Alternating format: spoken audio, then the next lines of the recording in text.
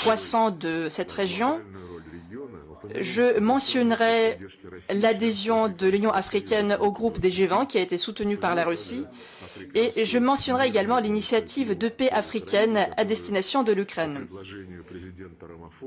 C'était une initiative proposée par le président Ramaphosa et en groupe des pays africains ont proposé cette initiative lors de la rencontre avec le président Poutine au mois de juin et de juillet 2023.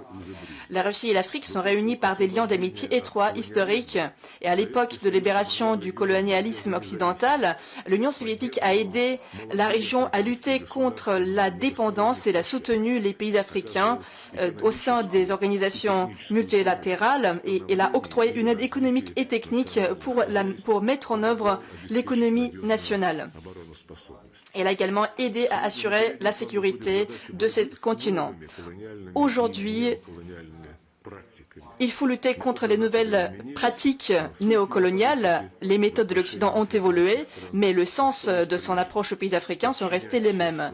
Ils vont se mettre tous à sa volonté, vivre aux dépens des autres, en utilisant des formes de plus en plus sophistiquées de l'exploitation dans le cadre de ce qu'on appelle l'ordre basé sur les règles.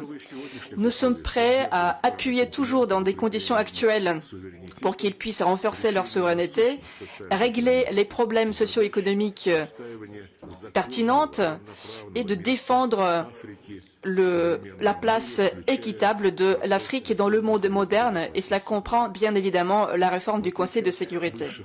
Et contrairement aux anciennes métropoles, nos relations avec les amis africains se basent exclusivement sur la parité, sur l'honnêteté, sur le partenariat honnête, sans politisation, chantage et ingérence dans les affaires intérieures.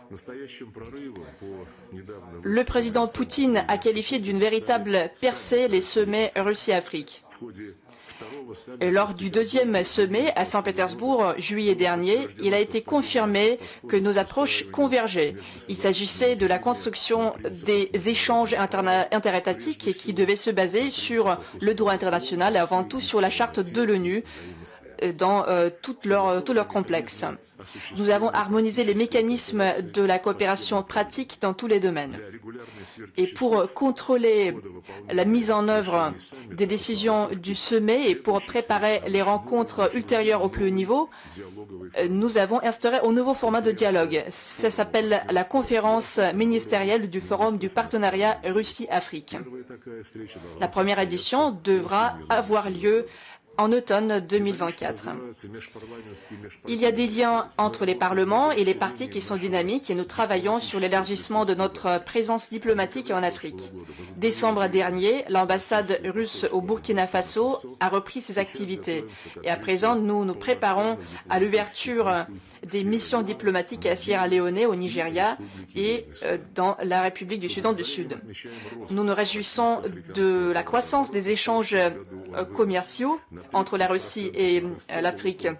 L'année dernière, elle a augmenté de 30% pour atteindre à peu près 25 milliards de dollars.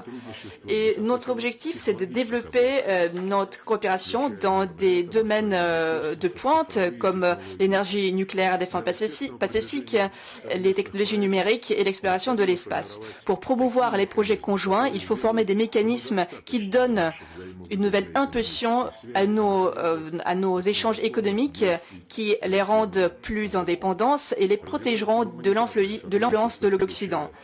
La coopération humanitaire affiche une dynamique tangible. Il s'agit des domaines de la santé et du bien-être sanitaire et épidémiologique.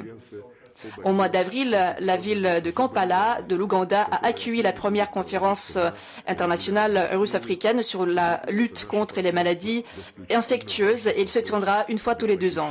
Et nous renforçons également notre partenariat en matière de la sécurité biologique.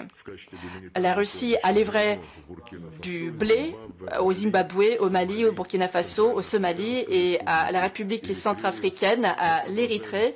Et nous continuons à honorer tous nos engagements internationaux. Je parle des exportations des produits agricoles, des engrais, des hydrocarbures ainsi que d'autres produits dont les Africains ont fortement besoin. Nous continuons à appuyer nos amis africains en matière de la formation des cadres. Nous augmentons le nombre des bourses, nous ouvrons de nouveaux filiales des universités et des écoles russes et nous créons des réseaux des centres d'enseignement ouverts. À présent, il y a plus de presque 34 000 étudiants africains qui font leurs études en Russie et à peu près 7 000 font leurs études aux frais du budget russe. Il est à noter que des contacts s'élargissent entre les milieux d'affaires, les milieux sociaux et les milieux académiques. Et bien sûr, parmi nos priorités indéfectibles figurent la sécurité et la stabilité sur le continent africain.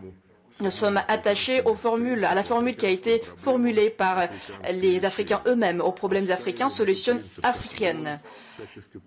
Et nous protégeons ce principe au sein de l'ONU en tant que membre permanent du Conseil de sécurité, dans nos contacts avec l'Union africaine et dans nos contacts avec les pays et les organisations sous-régionales.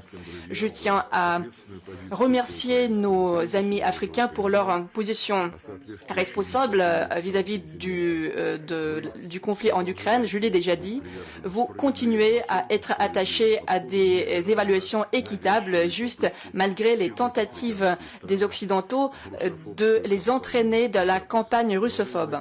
Chers collègues, le potentiel de la coopération russo-africaine dans tous les domaines est vraiment très important.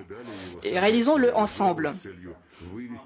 Et réalisons-le ensemble afin de porter nos relations au niveau d'un véritable partenariat stratégique. Et encore une fois, je tiens à vous féliciter, vous présenter toutes mes félicitations, mes vœux de paix et du bien-être. Je le présente à tous les pays africains, à tous les peuples et à vos proches mes vœux de santé et de succès. Merci beaucoup.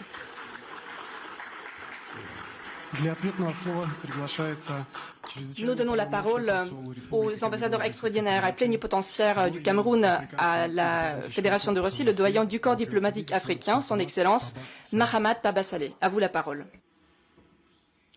Monsieur le ministre, chers collègues, la Fédération de Russie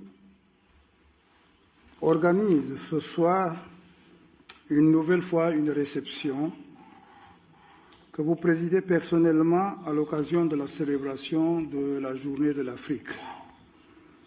Cette réception témoigne de la qualité des relations que votre pays entretient avec l'Afrique depuis de nombreuses décennies. Le groupe africain, par ma voix, salue la relance de la coopération entre la Russie et les pays africains, depuis Saint-Pétersbourg, puis ensuite, depuis Sochi, puis ensuite Saint-Pétersbourg, lors des sommets qui s'y sont tenus. De nombreuses conventions et accords se sont signés lors de ces assises, et ces conventions, ces accords ont ouvert de nouvelles perspectives. Ce sont autant d'espoirs de renforcement des relations russo-africaines. En effet, plus que par le passé, des étudiants de plus en plus nombreux, souvent bénéficiaires des bourses de votre gouvernement, vous l'avez dit tout à l'heure, Monsieur le ministre, viennent faire des études dans des institutions spécialisées de votre pays. Des missions d'hommes d'affaires aujourd'hui se croisent littéralement dans les aéroports. Des missions d'hommes d'affaires russes et de pays africains se croisent dans les aéroports d'Afrique et d'ici parce qu'ils font des missions en exécution pour explorer et exploiter les possibilités qui s'offrent. Dans certaines ambassades, les effectifs de personnel se renforcent pour faire face à ces nouveaux besoins. De nouvelles ambassades se créent, vous l'avez dit vous-même, Monsieur le ministre, de votre côté, et tout cela parce qu'un vaste champ de la coopération s'ouvre en ce moment entre nos pays, qui demande davantage de travail, davantage de concentration, davantage de perspectives. Aujourd'hui, sans être exhaustif, il apparaît clairement aux yeux de tous que la nouvelle dynamique exemplaire qui s'offre entre nos États mérite d'être saluée avec force dans un monde que nous voulons multipolaire. Certes, cela entraîne des mécontentements, nous n'entrerons pas dans les détails, mais ces rapprochements qui sont bénéfiques à nos États, notamment aux États africains, en matière de formation, en matière d'échanges économiques, d'expertise, y compris au niveau de la sécurité, sont des échanges qui sont particulièrement importants. Et c'est dans cette perspective que je voudrais souhaiter, si nous avions eu les verres, j'aurais levé le verre, c'est dans cette perspective que je voudrais souhaiter que le développement entamé, qui a pris beaucoup de dynamisme ces derniers temps, se poursuive de façon plus forte, de façon harmonieuse, dans le cadre dynamique d'une coopération russo-africaine toujours plus solide. Je souhaite donc, après vous, Monsieur le ministre, que chacun en ce qui le concerne, et nous y attachons en ce qui nous concerne beaucoup d'importance, que chacun y travaille effectivement pour le plus grand bien de nos pays. Et je vous remercie.